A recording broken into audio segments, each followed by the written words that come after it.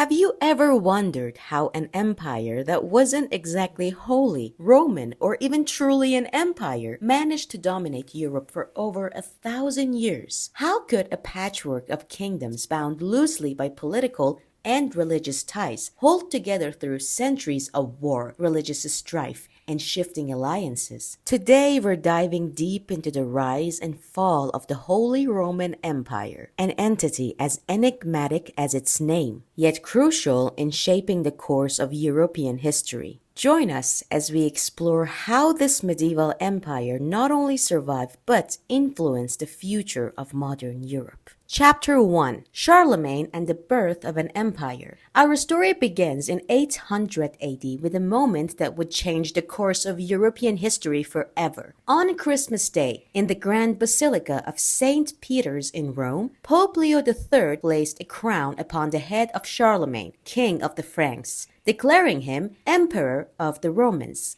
This wasn't just a political move, it was a symbolic resurrection of the ancient Roman Empire. Charlemagne was tasked with restoring order to the fractured and chaotic remnants of Western Europe. But why was this moment so significant? Europe was in disarray. The collapse of the Western Roman Empire had left a power vacuum filled by warring tribes and feudal lords. Charlemagne's reign was seen as a beacon of hope for stability. His empire stretched from modern-day France and Germany to northern Italy, encompassing a diverse array of people and cultures. He promoted learning, justice, and Christianity, bringing a semblance of Roman order back to Europe. Yet, despite his grand achievements, Charlemagne's empire was fragile. Upon his death in 814, it was divided among his grandsons, weakening the centralized power he had built. The Treaty of Verdun in 843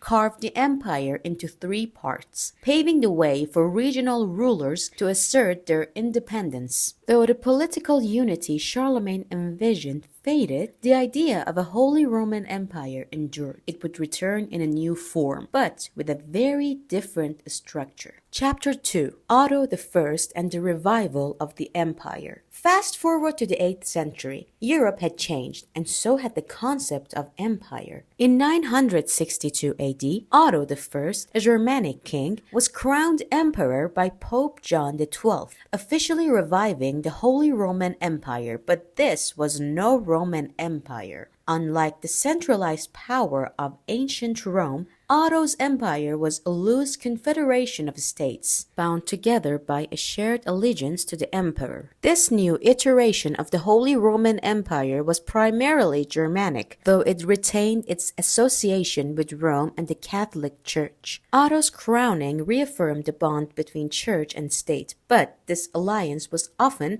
a double-edged sword. While the emperor held authority over the secular realm, the pope held immense religious power. This balance of power would define much of the empire's history, as emperors and popes clashed over who held ultimate authority in Europe. Otto I's reign marked a period of relative stability for the empire. He consolidated his power, extending his influence over Italy and the papacy. His successors would build on this foundation, but the empire's decentralized nature made it difficult to maintain control. Each region, whether a duchy, a city-state, or a principality, retained a significant degree of autonomy. This lack of centralization, while providing flexibility, also sowed the seeds of future conflict. Chapter 3: Power Struggles and the Road to the Protestant Reformation. By the High Middle Ages, the Holy Roman Empire had grown in both size and complexity.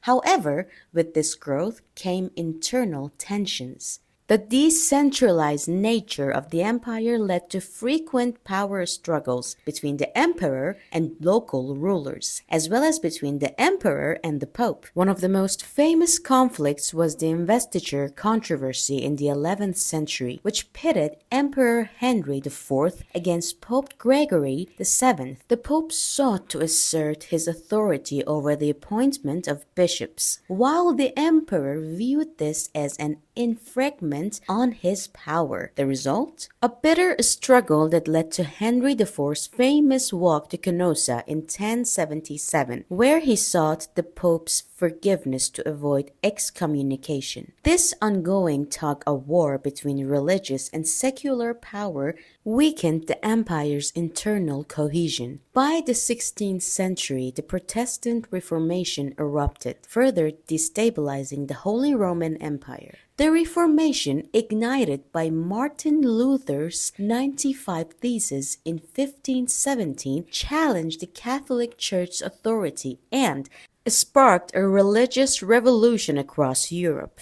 The decentralized nature of the empire allowed Protestantism to take root in various regions, particularly in northern Germany. Princes who supported Luther saw an opportunity to assert their independence from both the emperor and the Pope. This religious schism fractured the empire, leading to decades of conflict, including the devastating 30 Years' War from 1618 to 1648. What began as a religious war eventually evolved into a broader political struggle, with foreign powers like France and Sweden intervening in the empire's affairs. Chapter 4. The Devastation of the 30 Years' War. The 30 Years' War was one of the most destructive conflicts in European history, ravaging the Holy Roman Empire and reducing much of its population and infrastructure to ruins. The war was triggered by tensions between Catholic and Protestant state within the empire, but quickly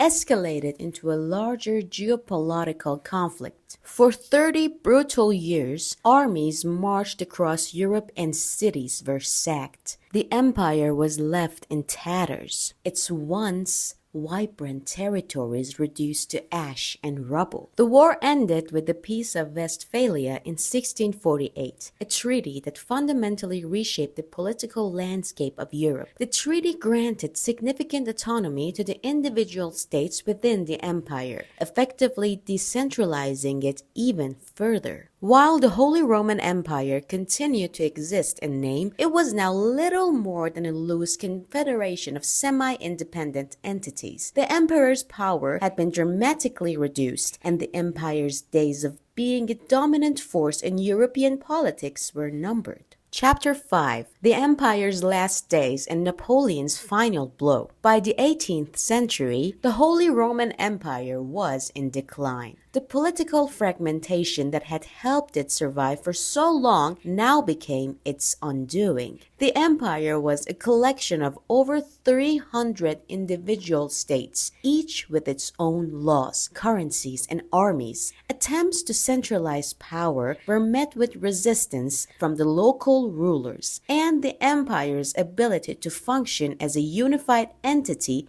diminished. The final blow came in the early 19th century with the rise of Napoleon Bonaparte. As Napoleon expanded his influence across Europe, he saw the Holy Roman Empire as an outdated relic of the past. In 1806, following his victory over Austria, Emperor Francis II abdicated the throne, officially dissolving the Holy Roman Empire after more than a millennium of existence. But even in its dissolution, the Holy Roman Empire left an indelible mark on European history. Its legacy can be seen in the political and cultural landscape of Europe today, particularly in the modern nation-states of Germany, Austria, and Italy, whose borders and identities were shaped by the centuries-long evolution of the empire. The Holy Roman Empire may not have been a straightforward empire, but its long and complicated history profoundly shaped the course of Europe. It was an entity defined by adaptability, capable of holding together an enormous diversity of people and cultures for over 1,000 years. From the crowning of Charlemagne to its collapse under Napoleon, the Holy Roman Empire influenced everything from politics and religion to the borders of modern Europe. Thank you for joining us on this journey through the rise and fall